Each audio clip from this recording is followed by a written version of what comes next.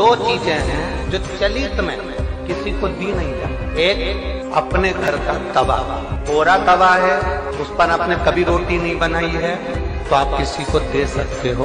और यदि जिस तवे पर घर के अंदर रोटी बन चुकी है उस घर के तवे को किसी को नहीं दिया जाता। क्यों? क्योंकि घर में जो बच्चे हैं वो बीमार की बीमार बने ही रहते हैं, वो कभी स्वस्थ नहीं हो सकते। दूसरे नंबर की कढ़ाई, कोरी कढ़ाई है ना, आपकी मर्जी पड़े उसको दे दे, पर जिस कढ़ाई में आपने भोजन का निर्माण कर लिया है तो वो किसी को दी नहीं जाती।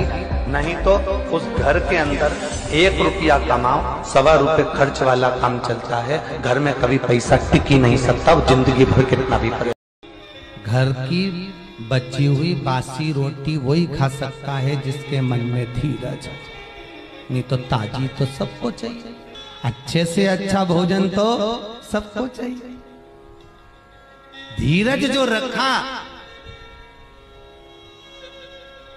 दीपावली पर, त्योहार में, शादी में सबको नए कपड़े चाहिए, पर अपने रखे रखाए कपड़े कौन पहनता है? जिसको धीर होता है वो कह रहने दो, मेरे पास बहुत रखे, मुझे नहीं चाहिए। और वो धीर रखने वाली कोई दूसरी नहीं होती, वो घर की माँ होती है, वो घर का पिता होता है। वो कह देता है बेटा मेरे पास पहले के अभी सिलवाए थे ना, कुर्ता पजामा रखे, सूट रखा है, मेरे को नहीं। शाम के समय पर माताओं को झाड़ू नहीं लगाना चाहिए।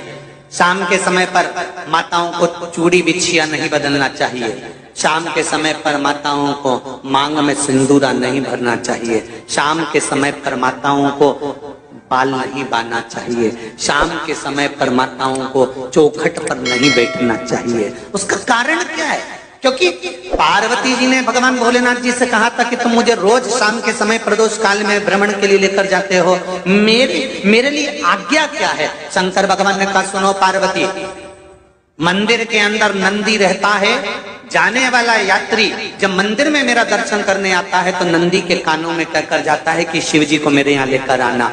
मैं नंदी के अनुसार उनके घर जाता हूँ। मेरा काम है उनका कल्याण करना और तेरा काम है उनके घर की नारी को अखंड सौभाग्यवती का वर प्रदान करना। ये तेरा काम।